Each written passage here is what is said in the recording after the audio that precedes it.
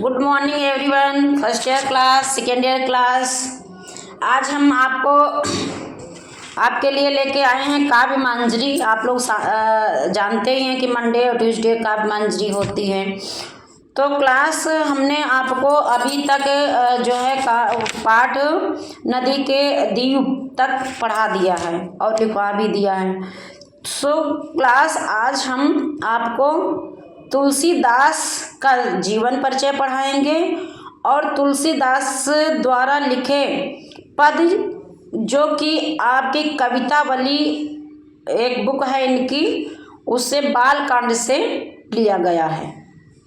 तो पहले हम तुलसीदास जी का जीवन परिचय पढ़ेंगे और उसके बाद उनके पद पढ़ेंगे। ठीक है, तो सभी बच्चे प्रेजेंट हैं? ओके, क्लास बुक निकाल लीजिए।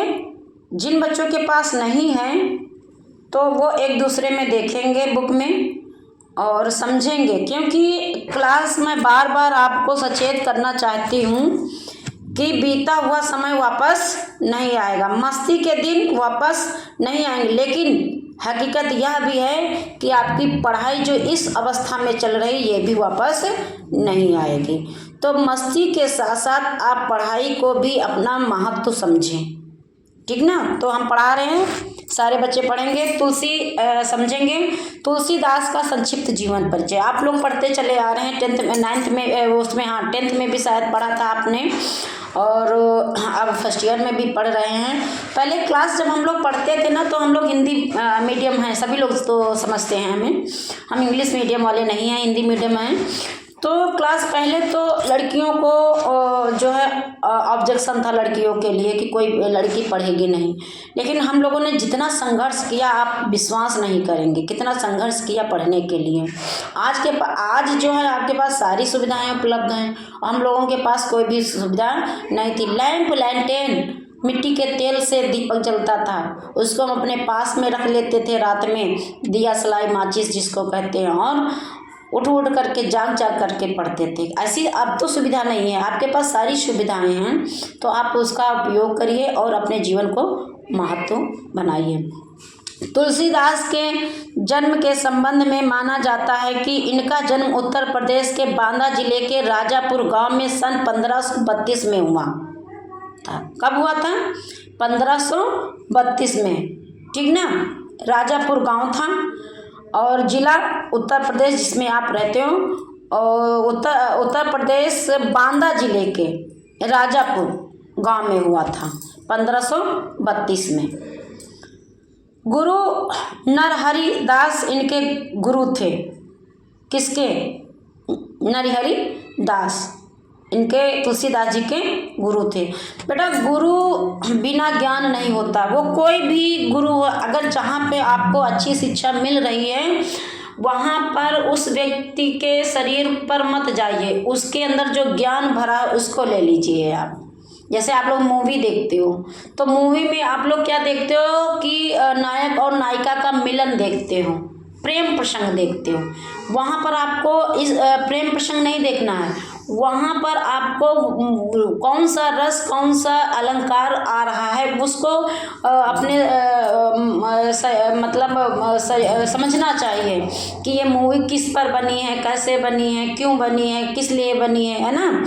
तो हमारा मतलब यह है कि हम बुराइयों को ना लें। इच्छा उस आदमी की, उस पुरुष की, उस महिला की जो अच्छी सीख है उसको लेना चाहिए। तो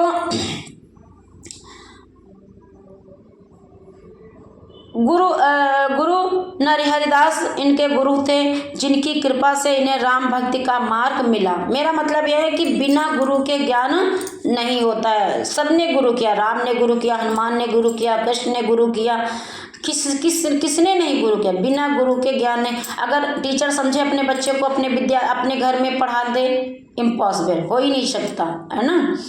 तो गुरु तो करना ही पड़ेगा। तुलसी की मृत्यु के संबंध में कहा जाता है कि सन 1623 में इनकी मृत्यु हुई। 1532 में इनका जन्म हुआ और 1623 में इनकी मृत्यु हो गई।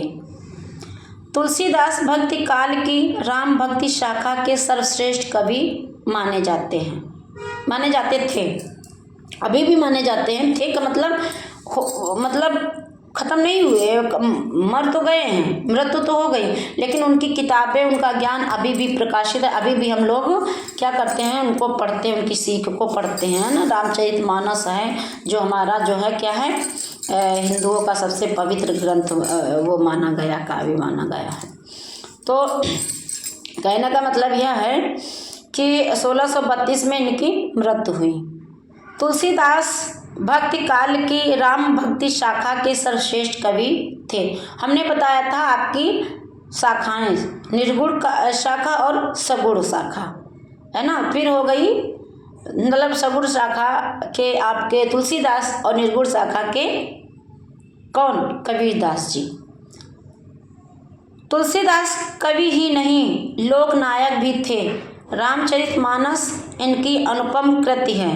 गांधी जी के अनुसार मैं तुलसीदास की रामायण को भक्ति मार्ग का सर्वश्रेष्ठ ग्रंथ मानता हूँ। गांधी जी ने इनके ग्रंथ को सर्वश्रेष्ठ बताया है। रामचरितमानस के अलावा कवितावली, गीतावली, विनय पत्रिका, दोहावली, कृष्ण गीतावली आदि इनकी प्रमुख रचनाएं हैं तुलसीदास जी की। अब इसमें कृष्ण गीतावली लिखी है तो आप सूरदास सूरदास और रहीमदास मत जोड़ दीजिएगा। तुलसीदास ने रामचरितमानस की रचना अवधी भाषा में और विनय पत्रिका तथा कवितावली की रचना ब्रज भाषा में की। विनय पत्रिका में पद तथा कवितावली में कवित्व एवं सवैया का प्रयोग किया गया है। तो ये था बेटा आपके तुलसीदास का संक्षिप्त जीवन परिचय। इसमें से आपको बहुत कुछ हटा देना है और बहुत कुछ इसमें से आपको याद करना है। तो अब आते हैं तुलसीदास द्वारा लिखा पद, जो कि आपकी बुक कवितावली के बाल कांड से ली गई हैं, ठीक है। तो दूल्हा श्री रघुनाथ बने और दुल्ही सिया सुंदर मंदिर माही,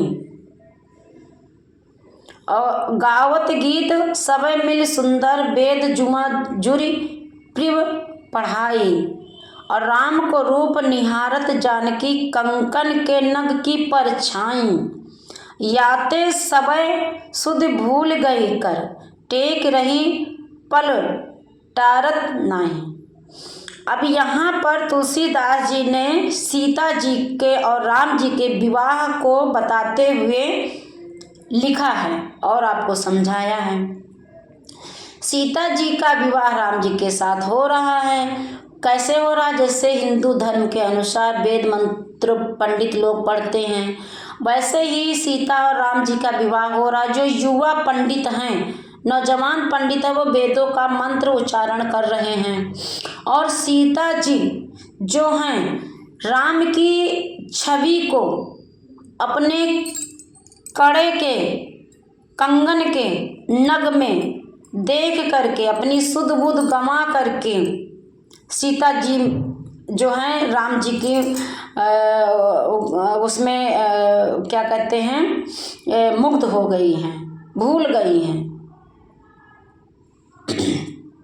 राम को रूप निहारत जानकी कंगन के नग की परछाई, याते सब सुध भूल गई कर टेक रही पल टारत नहीं। इधर उधर कुछ भी उनको याद नहीं है, कुछ भी नहीं याद है उनको। सिर्फ राम जी को अपने कंकन के नग में उनकी परछाई को देख करके निहार रही और शादी हो रही, और वो राम जी के सुंदर से मुखड़े को निहारती हैं। कुछ भी याद नहीं है कि शादी हो रही कि क्या हो रहा है, बस राम जी में खो जाती हैं। थैंक यू क्लास, आज के लिए बस इतना ही। जिस बच्चे को हमारे द्वारा पढ़ाया गया सब्जेक्ट काव्य मंजरी पद तुलसीदास जी के कवितावली बालकांड से समझ में नहीं आया है, तो वो बच्चा बिना संकोच के कमेंट बॉक्स में कमेंट जरूर करें। Thank you class.